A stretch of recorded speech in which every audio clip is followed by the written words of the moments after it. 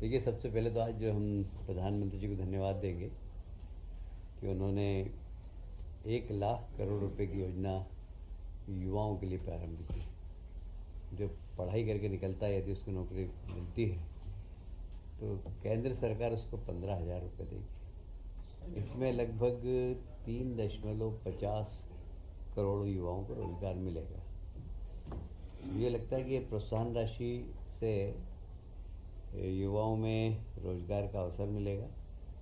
उसके साथ ही दूसरी और उन्होंने घोषणा की थी कि हम नई जनरेशन जीएसटी पॉलिसी ला रहे हैं, और न्यू जनरेशन जीएसटी रिफॉर्म के अंतर्गत निश्चित रूप से जो प्रधानमंत्री जी ने कहा कि रोज़मर्रा की जितनी भी चीज़ें वो सस्ती होगी, टैक्स कम होगा, और उन्होंने ये भी कहा कि समय की मांग है कि एक बार जीएसटी की समीक्षा हो।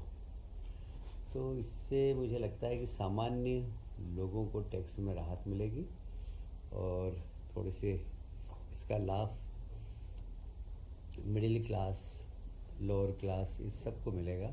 तो मैं माननीय प्रधानमंत्री जी को इस अच्छी घोषणा के लिए, जन कल्याणकारी घोषणा के लिए बधाई देता हूँ। इस बार आपको मालूम होगा, स्वतंत्रता दिवस में हमने एक नवाचार किया है। हमेशा स्वतंत्रता दिवस पर मुख्यमंत्री जी का, और उस मुख्यमंत्री जी का भाषण को लगभग 45 मिनट 50 मिनट तक हम पढ़ते थे और लोग उसको कोई गंभीरता से सुनता भी था। इस बार माननीय मुख्यमंत्री जी ने स्वतंत्रता दिवस के पहले हम 4-5 लोगों की बैठक रखी थी। इस बार नवाचार क्या किया जाए, तो ये तय हुआ कि प्रत्येक ज़िले के अंदर एक एलईडी स्क्रीन लगाई जाए और उसमें माननीय प्रधानमंत्री जी का भाषण हो। और एक समय सीमा भी हमने कहा कि 30 मिनट से ज़्यादा नहीं होना चाहिए, तो प्रदेश की सारी बात आ जाए। उसके बाद फिर ज़िले के अंदर कौन कौन से डेवलपमेंट के काम हुए वो प्रभारी मंत्री स्वयं बोले। तो इसका बड़ा अच्छा लाभ भी मिला और स्थानीय लोगों ने इसकी बड़ी प्रशंसा की कि हमको भी नहीं पता था कि ज़िले में क्या क्या हो रहा। आपके भाषण से पता लगा कि ज़िले में इतनी बड़ी बड़ी योजनाएँ आई हैं। तो ये एक अच्छा प्रयोग था और इसकी सब दूर प्रशंसा भी हुई है। और मैं समझता हूँ कि भविष्य में और हम इसको ईजी कैसे कर सकेंगे, इसके ऊपर भी हम इस नवाचार में ध्यान देंगे। मुझे कहते हुए बहुत प्रसन्नता हो रही कि मध्य federation of Indian export organisation की ताज़ा रिपोर्ट के अनुसार मध्य प्रदेश में निर्यात में 6% की वृद्धि हुई है। मध्य प्रदेश वित्तीय वर्ष 24-25 में अपनी रैंकिंग में सुधार करते हुए अब तक का सबसे ज़्यादा 66.218 करोड़ रुपए का निर्यात किया है। ये लगभग 6% पिछले वर्ष की तुलना में ज़्यादा है। और इसमें सोयाबीन, फार्मेसी और इंजीनियरिंग गुड्स, इन सब में काफ़ी प्रगति हुई है। और मार्केटाइज एक्सपोर्ट में लगभग, जैसे मैंने बताया आपको, कि 66,218 करोड़ का योगदान है, जबकि स्पेशल इकोनॉमिक जोन में और सूचना प्रौद्योगिकी में 4,038 करोड़ का योगदान है।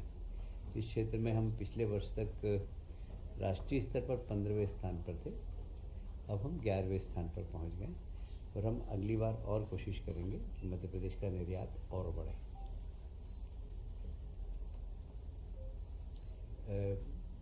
कोई भी प्रदेश जब विकास करता है तो उसमें पूंजीगत व्यय की भूमिका बड़ी महत्वपूर्ण होती है।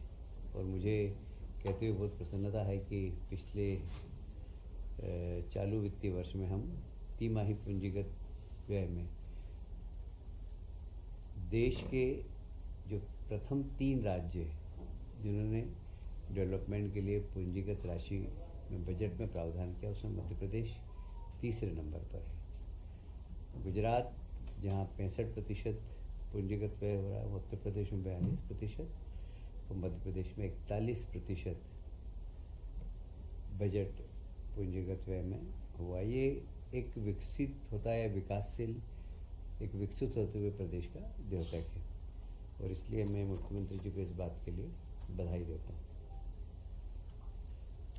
कल माननीय मुख्यमंत्री जी ने प्रधानमंत्री जी से भेंट की है और भोपाल की मेट्रो और यहाँ किसानों के लिए बहुत बड़ा काम हुआ है, जहाँ केंद्र सरकार किसान सम्मान निधि दे रही है, वहीं हमने इरिगेशन का रकबा काफ़ी बढ़ाया है और विशेषकर नदी जोड़ो अभियान के बाद आने वाले समय में लगभग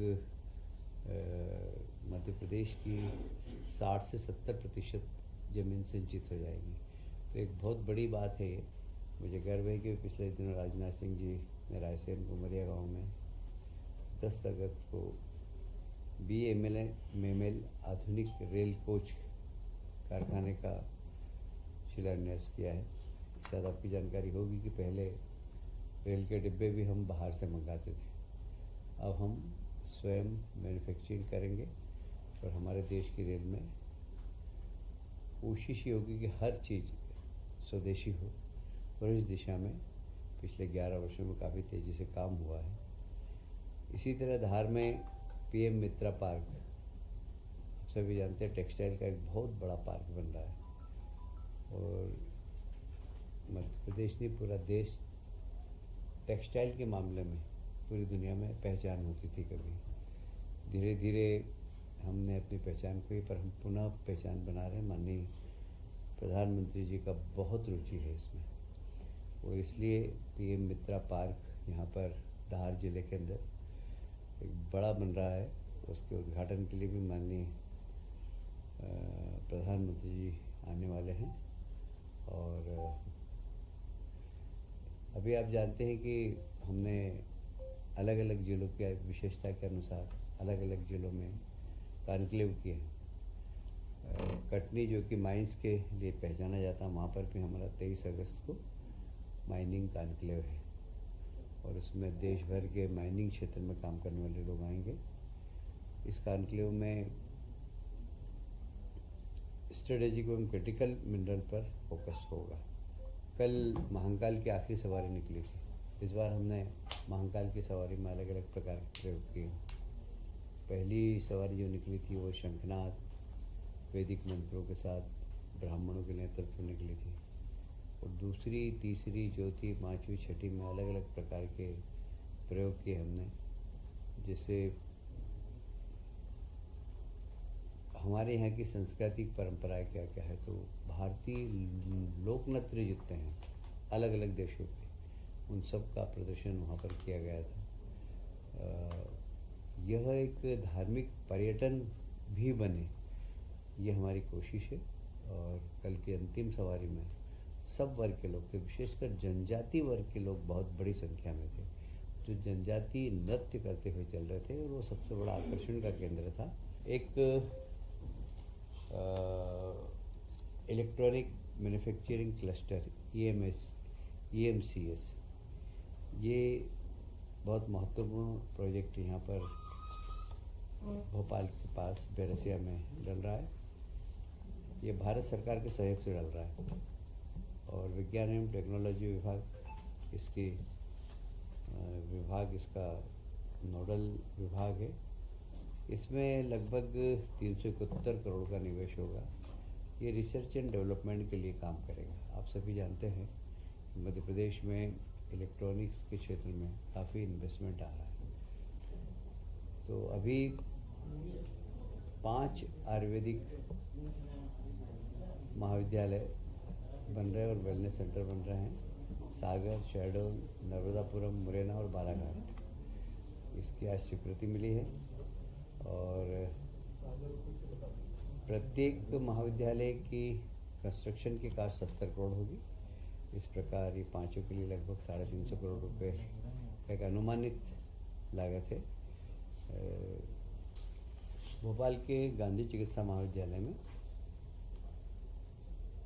इंडोक्राइनोलॉजी, आप सभी जानते हैं कि इंडोक्राइनोलॉजी के माध्यम से साधारणतः जो बीमारियां होती हैं उसके लिए हमारे यहाँ कोई स्पेशलिस्ट मध्य प्रदेश में नहीं है।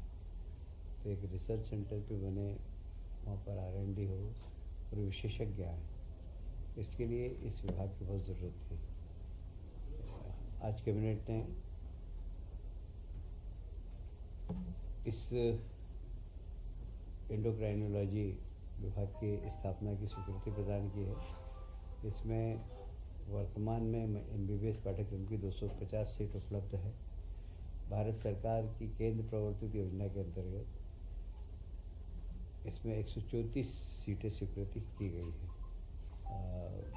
अभी आप सभी जानते हैं कि हमारे अनुसूचित जाति पिछड़ा वर्ग को मध्य प्रदेश सरकार शिक्षावृत्ति देती है, और इस शिक्षावृत्ति के माध्यम से वह न सिर्फ अध्ययन करते हैं बल्कि अपना जीवन व्यापन भी कर लेते हैं विद्यार्थी जीवन में। तो साधारणतः ये 2 महीने छुट्टी के काट ली जाते थे और 10 महीने की ही दी जाती थी, पर फिर हमारे आदिवासी भाइयों ने निवेदन किया माननीय मुख्यमंत्री जी से, जब आदिवासी क्षेत्र में गए कि हमें 10 महीने की दी जाती है, 12 महीने की दीजिए। तो आज स्वीकृति दे दी कैबिनेट ने। अब जितने भी आदिवासी भाई हमारे पढ़ रहे हैं, हॉस्टल में रह रहे हैं, अब उनको 12 महीने की शिक्षावृत्ति मिलेगी।